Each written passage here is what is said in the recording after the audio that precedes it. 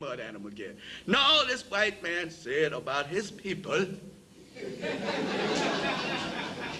that they were without cultivation of any thought, destitute of memories, and too devoid of understanding even to conceive hope. That's cold. He goes on and adds that the black race then existed in all the pomp of social state. It covered entire Africa with powerful nations sprung from it. It possessed Arabia and had planted its colonies over all the meridional coast of Asia and very far into the interior.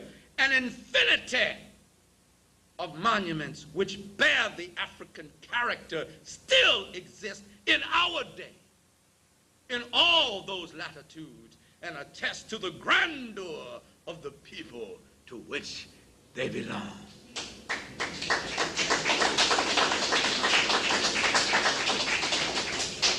That was quite a statement for a white man to make in 1915.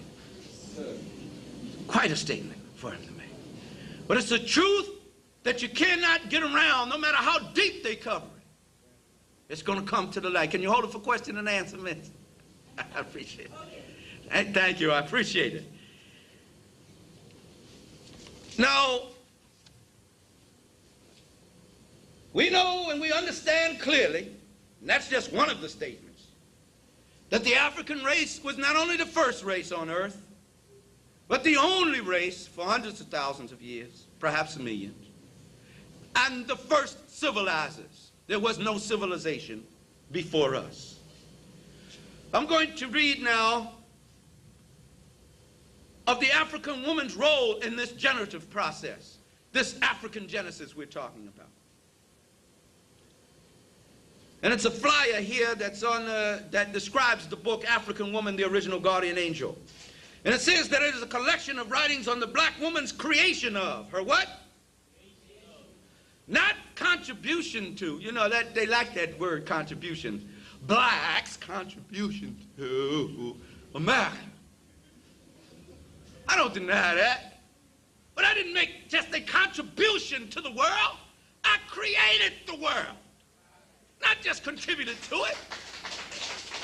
The only thing about the contribution that brings any glory to us is that we were able to do something in spite of the degradation heaped upon us. But it is not the thing which really speaks to our glory as a people. So we didn't just contribute to, so I'm tired of this every year in February talking about blacks' contribution, or black folks standing up before white folks talking about, we made some contributions too, you know. Please acknowledge them, Master.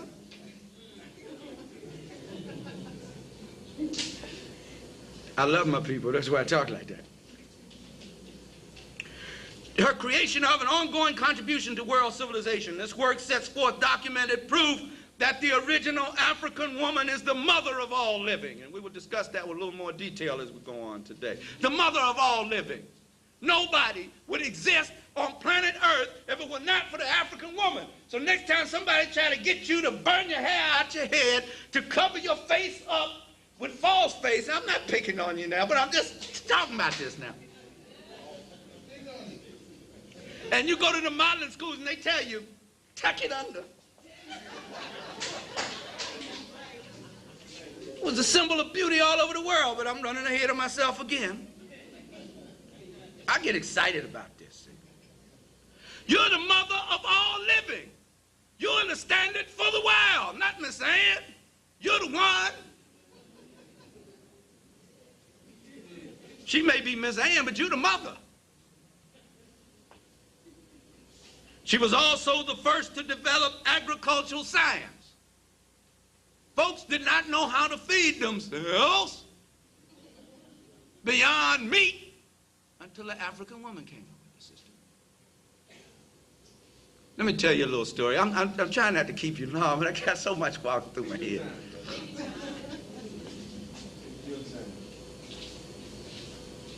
They say that during the hunter-gatherer stage, when men were axe throwers and spear slingers, throwers and axe swingers, the risk of survival and your occupation was always very hazardous, as I talked about Brother Lion or whatever you were going hunting that day, there was always you could end up being the bag of groceries that he took home. Or she, because the she lion is the baddest of them all, or whatever.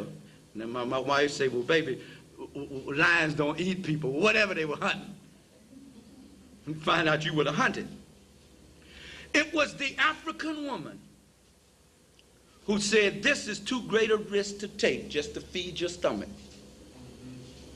There's got to be a better way. She studied the berries on the branches. She studied how the seed fell to the ground. And she went back and experimented and began to develop something with it. One day, Brother Man come home from the hunt, slinging his piece of lion meat. Hey, mama, hey, children, we're going to eat good tonight. Break out the fire. Let's throw this lion steak on the grill. So she was cooking the lion steak, and when she put the plate in front of him, he saw some little green things on the plate and some little yellow things. Say, honey, what's this? She said, taste it. He tasted it. He said, oh, this is good. She said, that's corn. He said, what's that green stuff? It's lima beans. What you call that? Succotash, honey.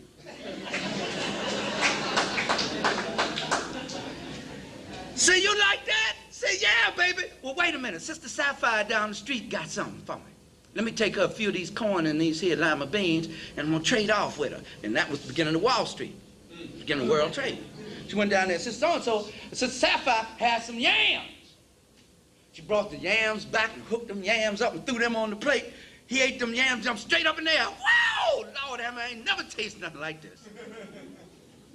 She said, well, you know, honey, all you got to do is plant the seed and reap the harvest on this. You don't have to worry about whether you're going to be groceries or whether you're going to get groceries.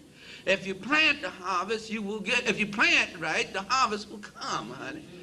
So you mean we can eat? She said, you can eat like this all the time. And you don't even have to go back out there after that line no more, baby. You can stay home and do some other things. Build your pyramid or something. You know, something like that. Find out what them things is twinkling up there in the sky, what that, all that is. Maybe you can come up and invent astronomy or something. Teach us something about this and the seasons. You don't have to worry about it. He said, yes. She said, I got one other thing for you too, baby. And she went out there in the back where she had a grape harbor, and she had stepped on it in the barrel, and she brought it back in, and she set it before him. She said, sip this. He said, ooh, baby, what is this? She said, it's homemade wine, and I danced in it with my pretty black feet. He said, no. He ran back. He said, I could get used to this. Then she put some incense on and some pretty music for him that she was playing, and she had invented the instrument of the harp, and she's playing the music, and brother, after a while, got like he didn't want to leave the house. She had to put him out. That's just a little story to illustrate the benefits of agricultural lifestyle as opposed to hunter-gatherer lifestyle. It was an African woman who created that for us, and we are very indebted to her for that. The world is indebted to her for that. She created an alphabet and mathematics, were first devised by the African woman, Set, or as the Greeks call her Isis, the mother goddess of ancient Kemet, is said to have invented alphabet and mathematics, which she taught to Jehuti, who the Greeks call Thoth. She devised scripts for writing, and she established educational and social systems. In essence, she was the spiritual impetus for all scientific investigation in the ancient world. We would have still been running around chasing food, trying to find ways to fill up our stomach if it had not been for our inspiration to move us to higher levels to recognize our mental and spiritual being as people. And therefore, we began to grow and become more God-like, become more in tune with the creative force. The black woman was also the first builder of houses. Houses on the continent, when they are practicing their indigenous culture, are built in the round, because the house represented the extension of the woman's womb. One of the Kemetan words for house, Ker, is the same as the word for mother. It's also Per, and is used in the word Paris, the city of Paris, which is named after what the Greeks call Isis, which was the African goddess Set. That's where the whole idea of houses and cities came from. It was an extension of the womb of the African woman. As Dr. Yusuf Benjamin says, and I am in total agreement with him, that the only heaven that man ever really knew was the womb vagina of woman. And that to be born again is to have the privilege to return to it in the midnight hour. And even at my age, I try to go back to heaven as often as I can. But you have to go in the right spiritual attitude. You have to approach each other as holy beings, which you are.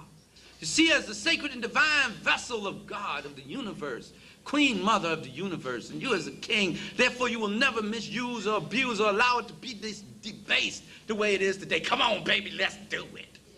All the ugly things some of those groups are saying, those things, whenever you debase your woman, you cannot rise above a particular level as a man. And you'll never be respected in the world as a man. When somebody can come in and abuse and misuse your mama, they have no respect for you as a man. And every African woman represents your mother. Am I clear on that? Let's move on now. Let's get to these slides, all right? You ready for that? Or you want me to shut up and go home? I'm going to ask my daughter and Jamie to help me out with the slides now, baby. We're going to have us an exhibit here. This is a traveling exhibition. We'll see if we can cover these 20 slides. Yes, today. And Jamie, the slides, baby.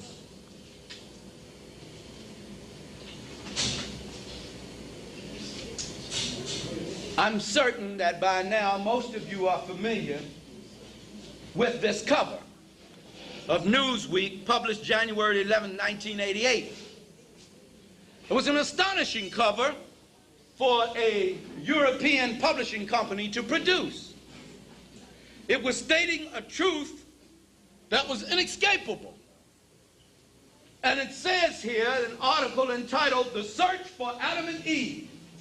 Scientists explore a controversial theory about man's origin." And the subtitle of the article says, "Scientists claim to have found our common ancestor, a woman," a what? "Who lived 200,000 years ago." I want you to just think on those figures a minute. 200,000 years ago, this woman lived.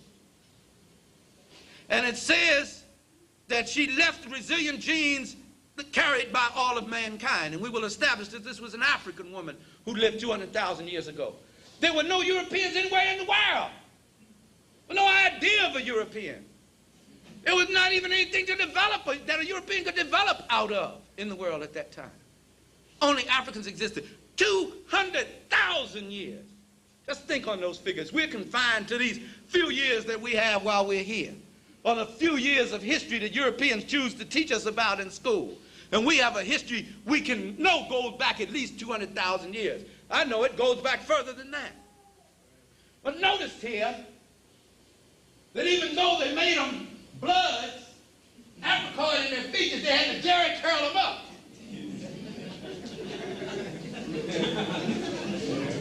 White man's only capable of telling the half-truth.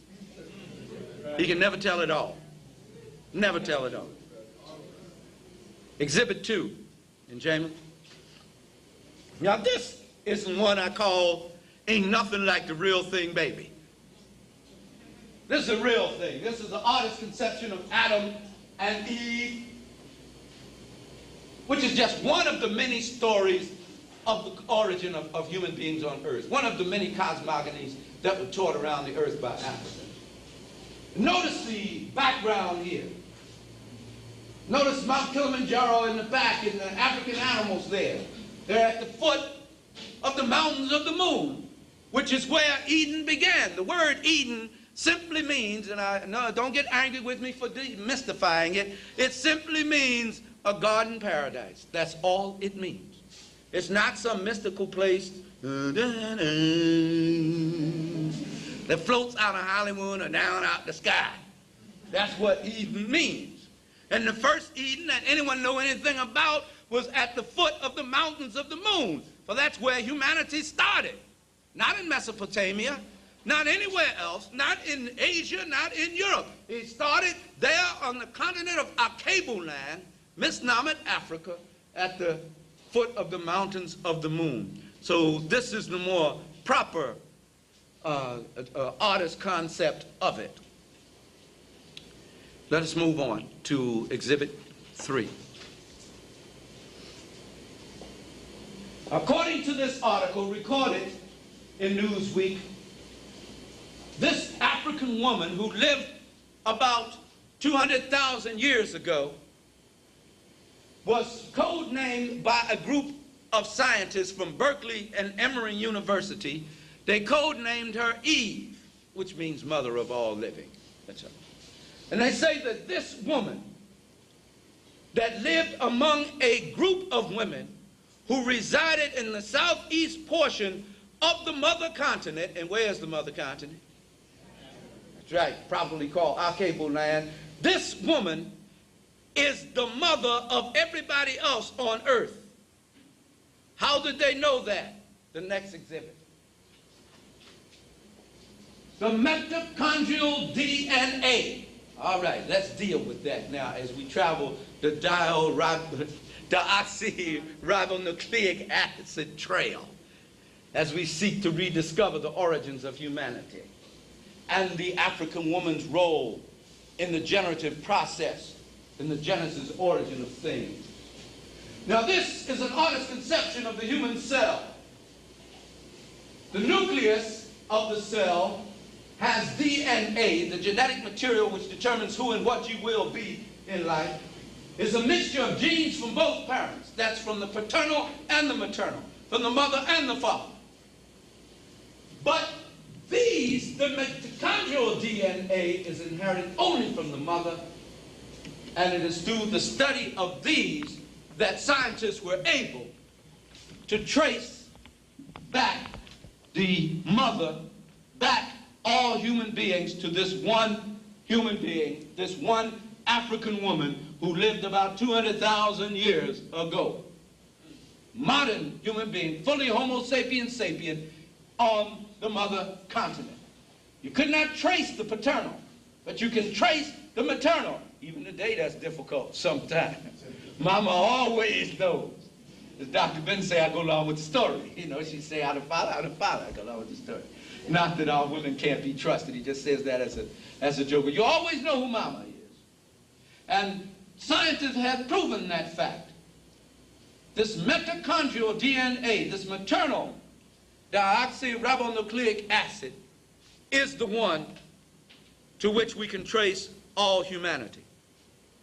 And I'm reading from that article now and quoting biologist Rebecca Kahn of the University of Hawaii, who had formed a team there, and there was a team in New Guinea and Australia that got 147 women of Asian, African, and European extraction to donate their placentas to the scientific research. And in studying those placentas and the cell material in those placentas, the mitochondrial DNA in those placentas, they were able to trace the origin of humanity ultimately back to this one woman, this mother of all human beings who lived on the mother continent of Afrikan-Black.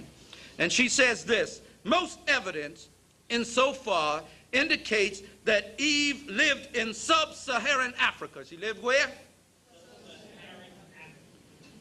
Land of the blacks, with no question. The evolution from archaic to modern Homo sapiens, the scientific term for wise or thinking man, seems to have occurred in only one place. Occurred where? See, I want you to talk to me. I don't want to be the only one talking today. If you're getting tired now, I'll stop. You all right? It occurred in only one place. I want you to understand that. In your backyard, in your homeland. For some reason, Almighty God and the forces of nature decided that there was only one place on earth worthy for the development of humanity. And that place was your motherland, my motherland, Mother Africa. No place else was worthy to development of human beings but this place, this one place on the planet Earth. That's something to think about. That's a wondrous thing to think about. And it makes me say every morning when I wake up and look in the mirror, thank God I'm an African. I'm not putting anybody else down. I'm just thanking God that I am an African, that I am a part of the eternal force on earth, the divine intelligence that created the planet Earth and decided that the right and proper place for human beings to begin to develop and to give civilization and spread it throughout the world is the mother of all continents, our cable line, Mother Africa.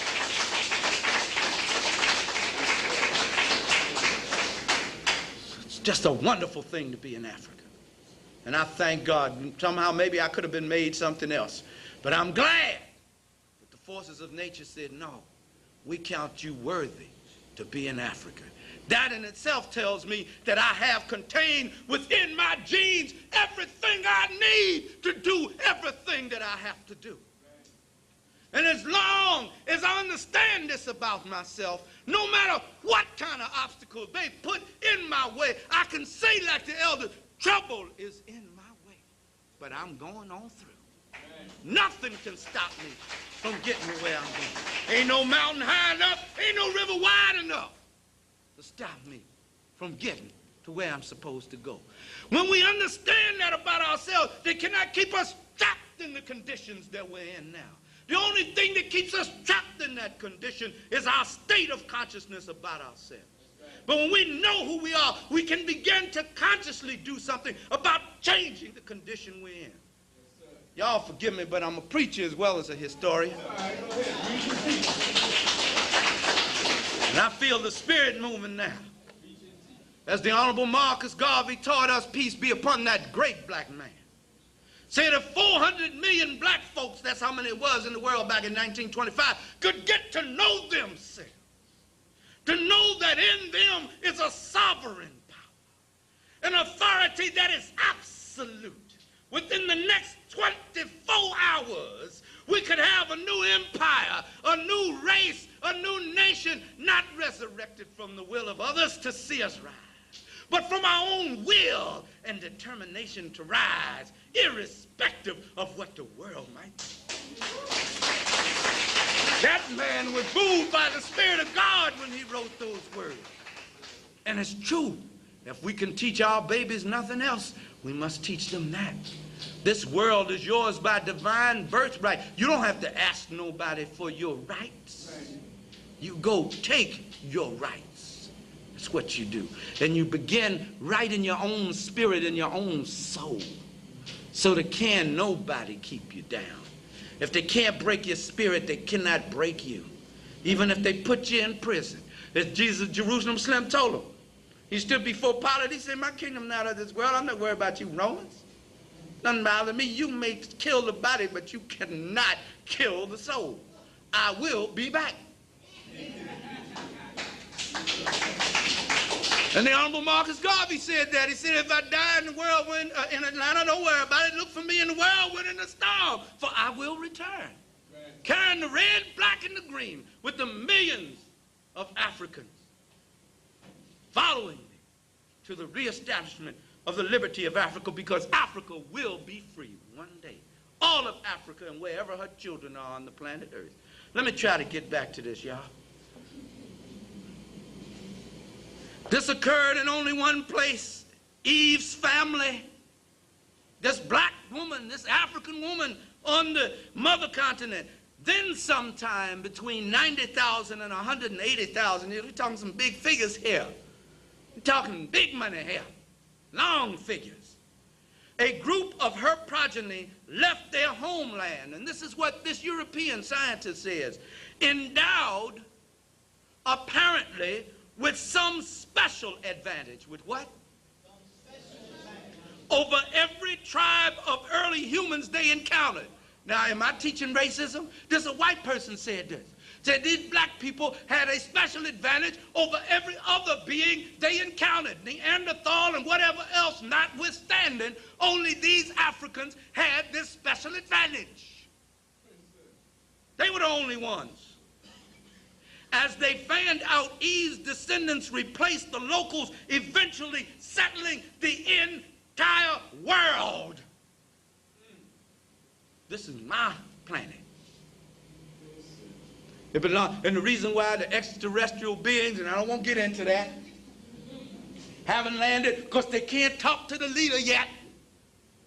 The leader's not in control. The people who's supposed to, they know who the planet is supposed to be with. They understand that. But I'm not going to, because I don't want you to think I'm being spooky. Let me let that alone. I have to speak with concrete evidence, hard evidence today.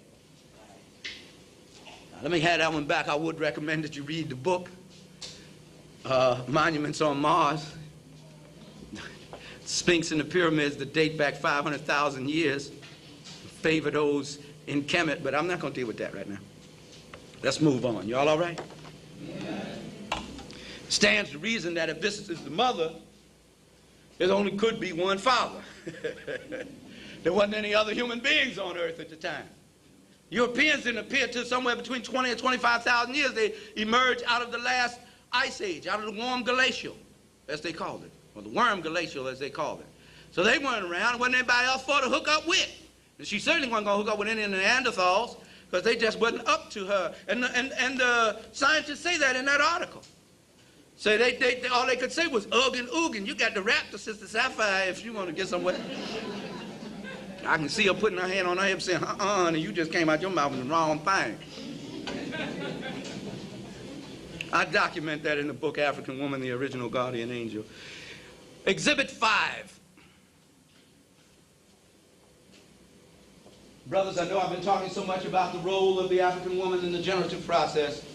I want you to know that I haven't forgotten, and I well know and understand the role of the male in that process. The reason why I had to put so much emphasis on the female is because that information has not been shared as well as it should have.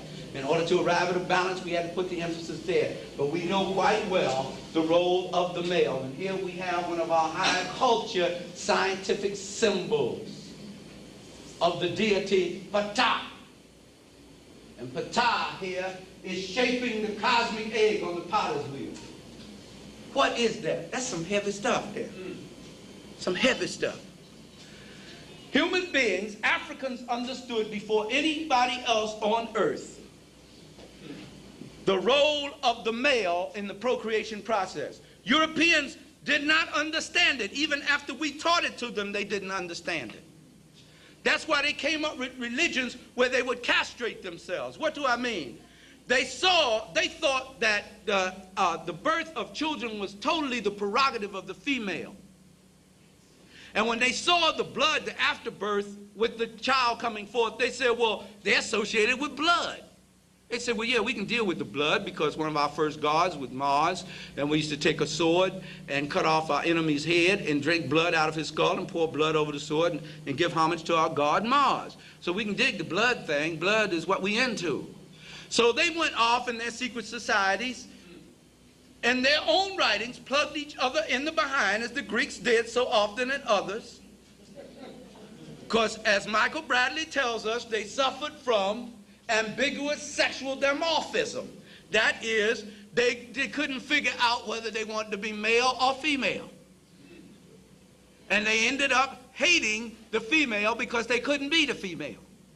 And after they went with each other and then cut each other up, thinking they could have a child that way, and it wouldn't happen that way, that's when Europeans decided we will dominate the woman and we will determine who the child is, and the child will come out under our name, and we can buy and sell them on the market. And that's exactly what they did.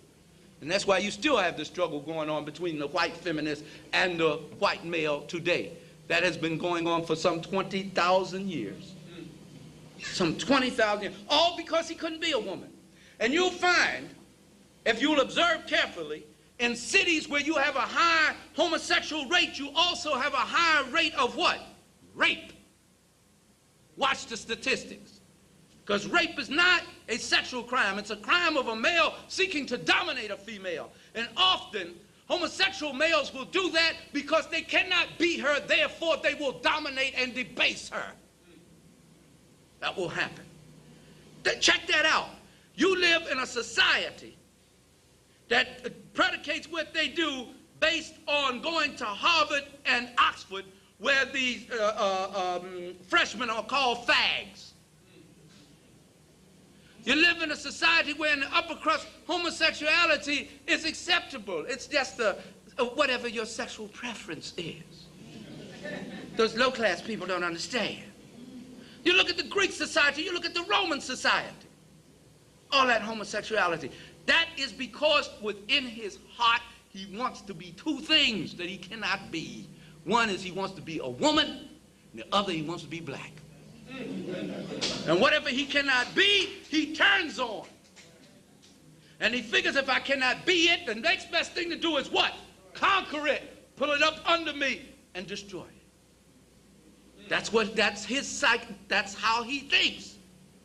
And I'm not saying this to be mean or be a racist in reverse. If you don't understand this about him, you are on very unsafe ground. You don't know who you're dealing with. You keep running up in that man's face talking about love me and I love you in the name of Jesus, in the name of Muhammad, in the name of Allah, in the name of Buddha, in the name of first one thing and the other. He does not understand that kind of language, even though he may articulate it. As Brother Malcolm said, you all are not speaking the same language. Say, how could you all be worshiping the same God? He calling on Jesus and stringing your butt up in a tree, and you calling on Jesus, asking him to get you down out the tree. Y'all just are not communicating, even though you're using the same words. It means something altogether different. Peace means something altogether different to him than it means to us. Peace means acquiescence to him. Peace to us means justice and equality. So when you talk about peace, you all are talking about two different things. And we go to the table and say, well, he said he wanted peace. And he smiled and patted us on the back and said, come in and talk anytime. Everything's going to be all right now. It's my blue-eyed soul brother. And then he said, but when things go bad, you said, but you said, I ain't say nothing like that. I said peace. But peace means, he said, no, this is what peace means. Either you do what I want or you won't have any. The cosmic egg, we understood that all things in the universe move in an elliptical circle. And we knew that all human beings in the world that populated the world came from an egg. So in their science, they called it the cosmic egg, or the divine vortex. They watched water as it goes down a drain, moving in the same way as the fallopian tube in a woman's vagina. All that was a part of their great science, and it was reverence. If you were to debase the body of the African woman, you'd be killed on the spot in those days. It was sacred in all the world. Let me move on. I don't have much further to go. You all right? We got a little more time? All right. I can hear my family say, now, come on, Daddy, we got to get back up the road. Let's have exhibit. Oh, and the potter's wheel also represents 360 degrees. It's a heavy science if we could only touch on. All right, let's have the next exhibit. Here's my baby, misnomer the Venus of Willendorf. Rediscovered, because there's nothing discovered in the world today. Everything's rediscovered. Everything that's known in the world today has been known by African folks many, many years ago. But white folks feel until they find out about it, it don't exist. Rediscovered in Lower Austria in the year 1909. And they date her somewhere between 20 and 30,000 years before the present. Probably she's older than that. But look at this. And they say she might be the earliest form, reproduction of the human form known to date. That is questionable. Look at this system. Look at the steel topogea. That's the ample posterior that was worshipped all over the ancient world between 40 and 100,000 years ago. Still worshipped by a lot of us bloods today. Look at that healthy woman. Now this type of figurine has been exhumed from graves in Europe, in Russia, in Siberia, all over the world. They were created by the Nubian Grimaldis. Now they call them Grimaldis because they first began to find them in grave sites in Grimaldi, Italy, and in Menton, France.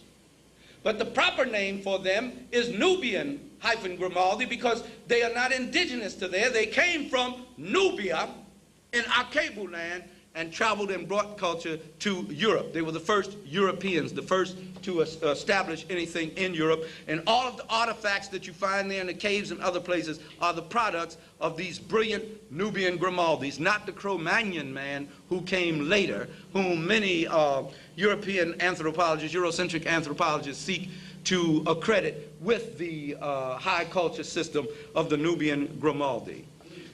Exhibit 7. And I call this one Ancient Glory of the Cornrowed Hairstyle.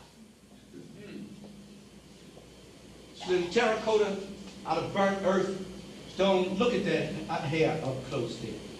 Cornrowed hair. They were doing that 40,000 years ago. Nothing new. Nothing new about it. And it was a hairstyle that was a crown of great beauty. That's why the emphasis is placed on it. The emphasis is placed on the hairstyle because it was a crown of glory. She wasn't burning it out. Again, I'm not picking with you. Maybe I can save you some time and money. When you get ready to put your hand in that hair, man, you put in that grease, man, that turns you off. You want to put it in that nice, soft bush, man. Nothing. I moves me like that. I can't speak to nobody else. Nothing moves me like that. Nothing. I get to talking that heavy talk. Emphasis on the breast because of the nurturing power. There was nothing pornographic about this. These were all sacred things in the ancient world. And of course, the rest of the voluptuous being, which demonstrates her abilities, her power to bring life into the world, and the emphasis on the vagina and things like that. All of these were very sacred. The next exhibit. These next two exhibits, this one and the following one, the next one, I call Africoid female figurines the original guardian angels. These are just two of the many that have been unearthed in Europe and other places. And they date somewhere about 40,000 years ago. Of course, they were created by the Nubian Grimaldi sculptures as sacred icons for the last rite of passage. It was believed, brothers and sisters, 100,000, I got to walk with this one. Hold on, let me get this out of here. It was believed 100,000 years ago that the only way a person could get to heaven when they died is to carry with them a symbol of the African woman. Or you could not make the journey to the other side. So they had these figurines buried. The more you had buried with you, the better were your chances. Some of them they dug up had wings on them, and that's where the idea of an angel receiving you from your grave and taking you up to heaven came from in Islamic and Christian and Judaic mythology. That's where the whole idea comes from. They said they felt this way about it. The spirit and the energy that brought me here through the womb of my mother must also be the spirit and the energy that takes me away from here. When I leave, take me safely. And when he was deposited in the belly, in the bosom of Mother Earth, he had to take something that represented. The pharaohs of Egypt had them carved into their coffins. They had an image of Nuit, the sky god, so that this fine black woman could lay on top of him throughout eternity. That's where I want to go. And some of them even had it on the back. He wanted to be covered from both sides.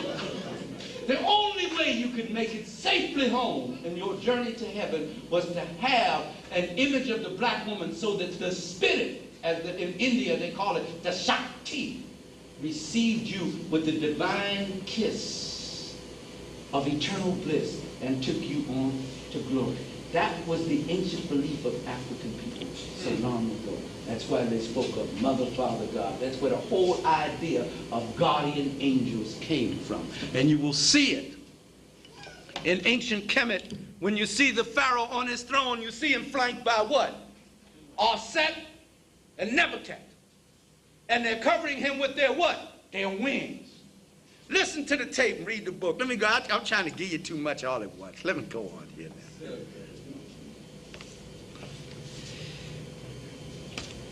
Let's go to slide 10, exhibit 10. You still with me? I'm going to cut it off soon because I know the time's running out. We entitled this one, Nubian Beauty Queens, Past and Present. This is one of those images that was found in the grave site of the Nubian Grimoire. I mean, there are literally hundreds, perhaps thousands of them which have been exhumed. White folks say, what in the world is this we keep finding? These are obviously African women. And we know when they found the remains, the skeletal remains, they were buried in the fetal position. And they examined the skeletons and found that they were Africoid in physiology. What are they doing up here in Europe? Because there wasn't nothing else on earth at the time.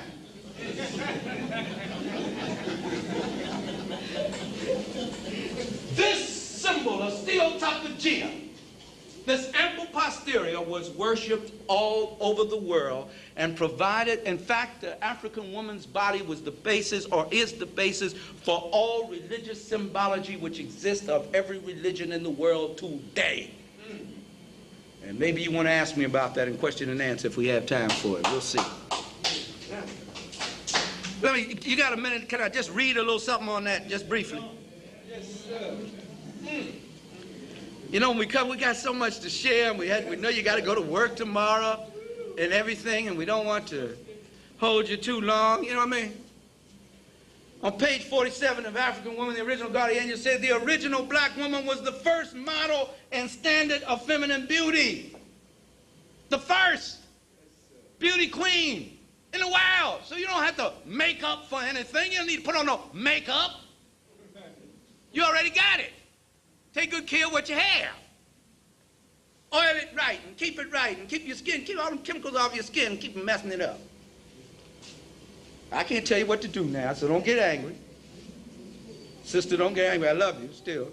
Either way you come to me, I love you. But I got to tell you about this as your brother.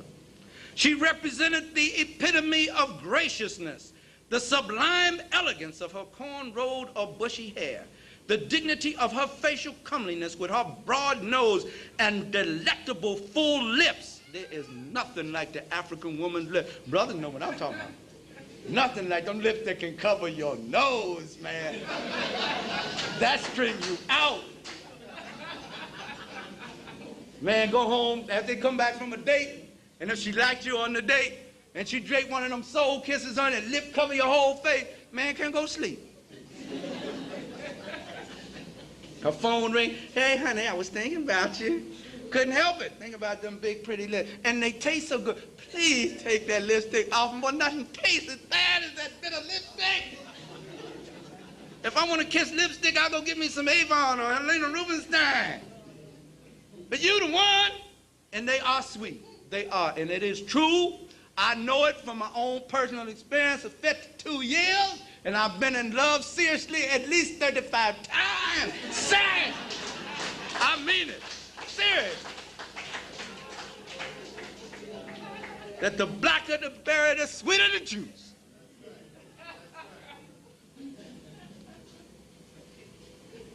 Her broad nose and delectable full lips and the awe-inspiring curves of her voluptuous form was the subject of artists all over the world around 40,000 years ago.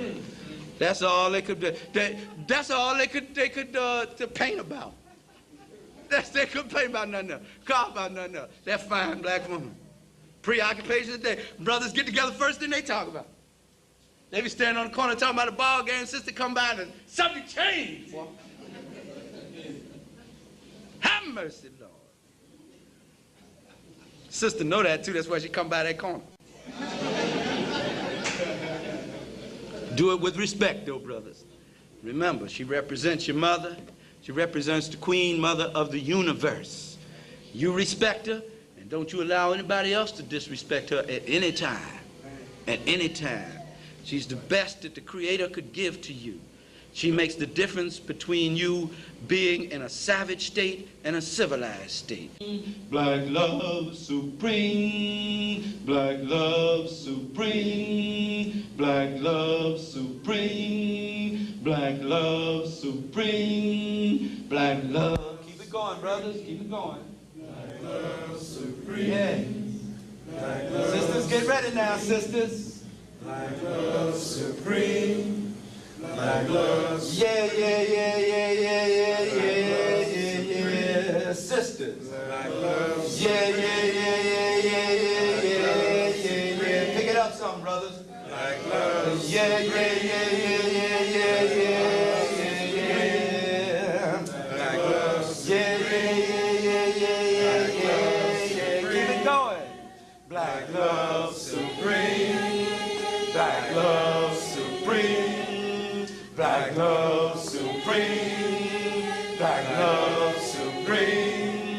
Black love supreme. Black love. Keep it moving. Black love supreme. Black love supreme. Black love. The Creator has a master plan. Black love supreme. Peace and happiness for every black man. Black love. The Creator has a master plan. Peace and happiness for every black man, woman, and child.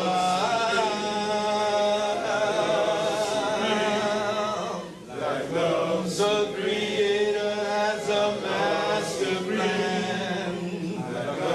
Peace and happiness through all the land.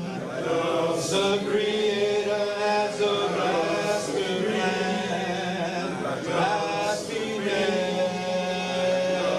Happiness through all the land. There was a time when peace was on the earth, and joy and happiness did reign, and each man and woman knew his worth. In my heart, how I yearn for that spirit's return, and I sigh as time flies. Yeah, yeah, yeah, yeah, yeah, yeah, yeah, yeah, yeah. Yeah, yeah, yeah, yeah, yeah, yeah, yeah, yeah, yeah. The Creator has a master plan. Peace and happiness to all the land. Peace and happiness to all the land. Peace and happiness to all the land. A little softer now.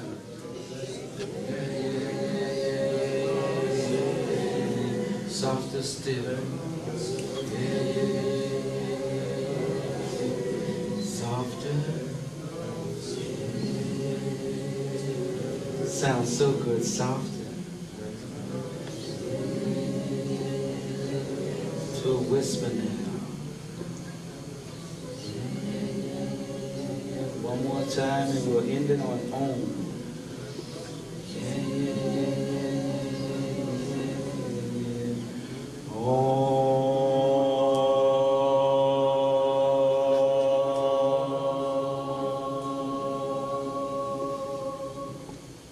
Now open your eyes slowly.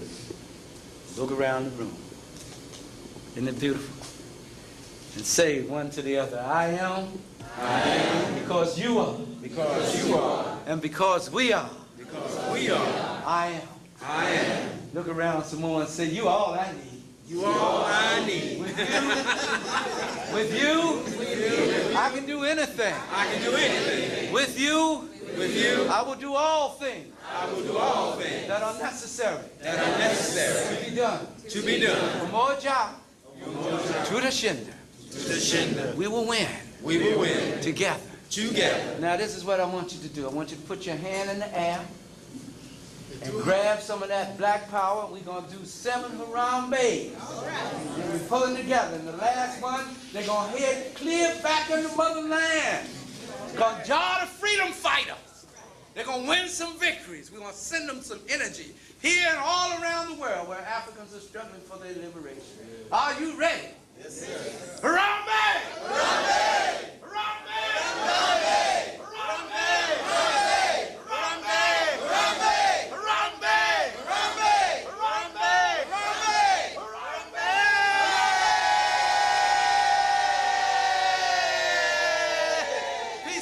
on, brothers and sisters. Reach out and touch